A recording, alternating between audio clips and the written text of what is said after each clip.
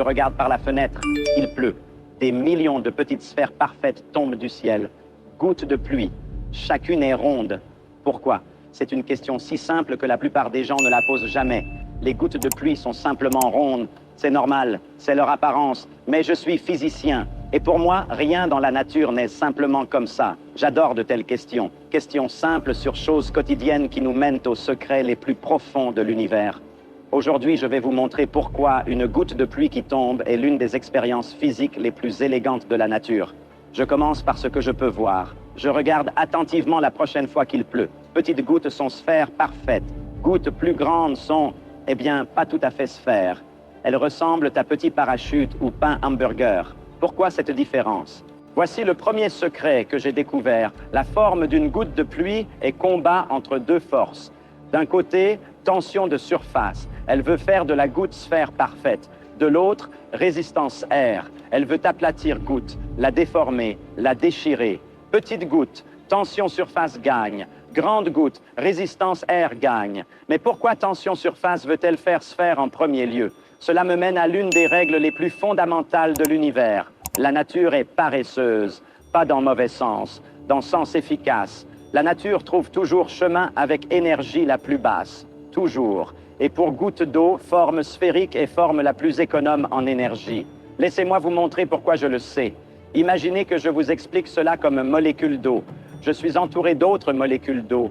Chacune tire sur moi par quelque chose qu'on appelle liaison hydrogène. Si je suis au milieu de la goutte, molécules tirent sur moi de tous côtés également. Je suis équilibré, heureux, cela coûte peu d'énergie. Mais si je suis à la surface, alors j'ai problème. D'un côté, autre molécule eau tire sur moi. De l'autre côté, face à l'air. Personne n'est là pour tirer. Cela me rend malheureux. Cela coûte énergie. Comme physicien, je déteste haute énergie. Donc j'essaye minimiser nombre molécules surface malheureuse. Et forme qui a plus petite surface pour volume donné? Sphère. C'est mathématique pure. Sphère a meilleur rapport volume-surface de toute forme possible. C'est pourquoi bulles savon sont rondes. C'est pourquoi gouttes huile dans eau sont rondes. C'est pourquoi planètes sont rondes quand elles deviennent assez grandes. Tension surface est force universelle qui crée perfection. Mais laissez-moi aller plus profond. Que sont vraiment ces liaisons hydrogènes? Molécules eau ne sont pas symétriques. Elles sont comme minuscules aimants. Côté oxygène est légèrement chargé négativement. Côté hydrogène sont légèrement chargés positivement. Charges opposées s'attirent. Donc molécules eau collent ensemble. Mais ce n'est pas comme colle normale. C'est plus faible. Ces liaisons se cassent et se reforment constamment, millions de fois par seconde. C'est danse moléculaire, flux constant de connexion. Et dans cette danse, il y a règle. Chaque molécule eau peut engager environ 4 autres liaisons. 2 par ses atomes hydrogène, 2 par paires électrons solitaires sur oxygène. Quand molécule peut engager toutes ces liaisons, elle est dans son état énergie la plus basse. Elle est satisfaite. Mais à surface d'une goutte, toutes molécules ne peuvent pas engager toutes leurs liaisons préférées. Certains sites liaisons restent inoccupés. Cela génère énergie surface, sorte frustration moléculaire. Nature veut minimiser cette frustration. Donc surface se contracte, devient aussi petite que possible. C'est tension surface.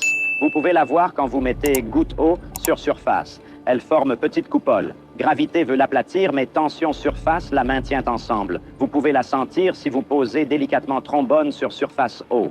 Tension surface est assez forte pour porter métal, bien qu'il soit plus dense que eau. Mais ici, ça devient vraiment intéressant. Goutte pluie qui tombe n'est pas statique. Elle bouge et mouvement change tout. Quand goutte tombe dans air, elle heurte molécule air. Ces collisions génèrent pression. Pour petite goutte, moins d'environ millimètres diamètre, cette pression air est faible.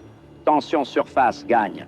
Goutte reste ronde, mais goutte plus grande tombe plus vite. Elle frappe air plus dur. Pression air sous goutte devient plus haute que pression sur dessus. Cela pousse dessous, le rend plat. Pour très grandes gouttes, plus d'environ 5 mm, différence devient si grande que goutte devient instable.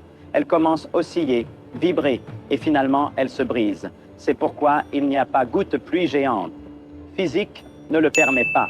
Il y a limite taille naturelle pour goutte eau en mouvement descendant. Environ 5 mm diamètre, plus grand, et elles ne peuvent tenir ensemble. C'est beau si vous y pensez. Nature à limite intégrée.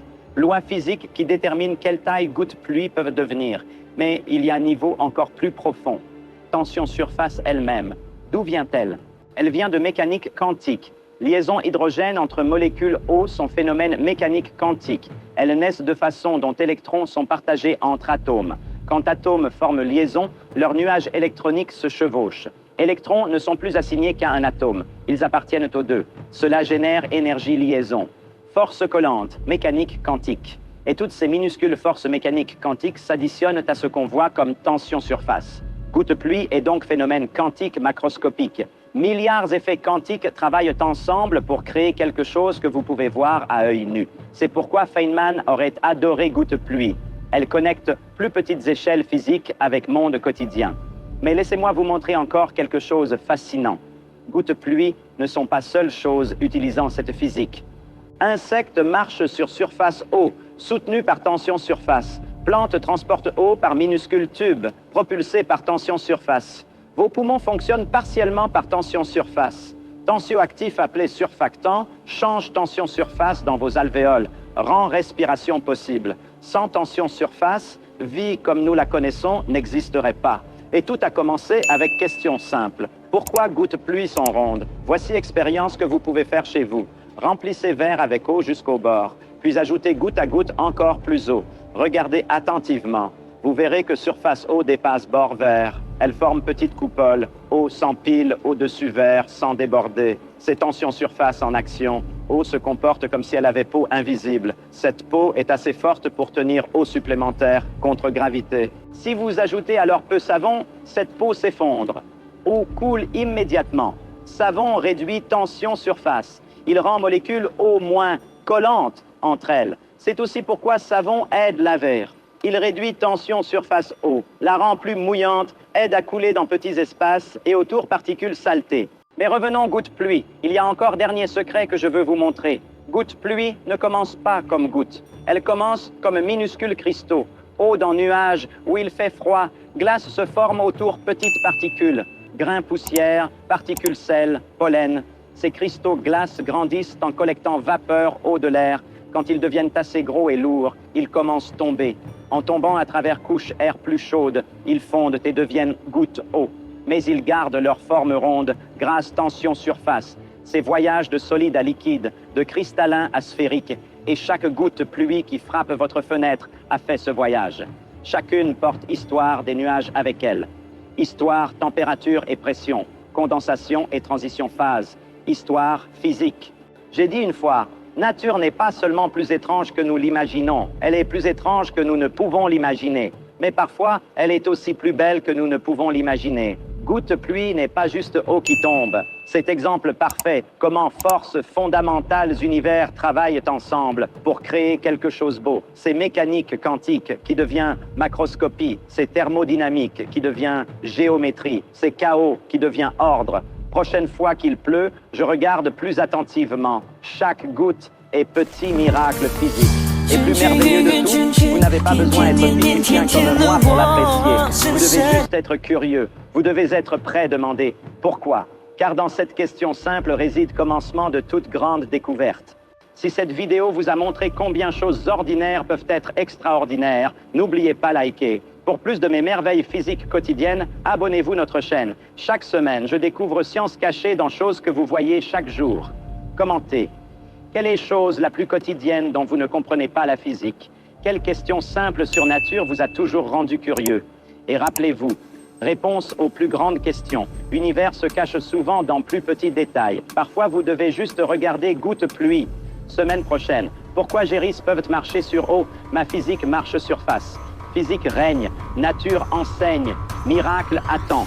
Et tout commence avec question. Pourquoi?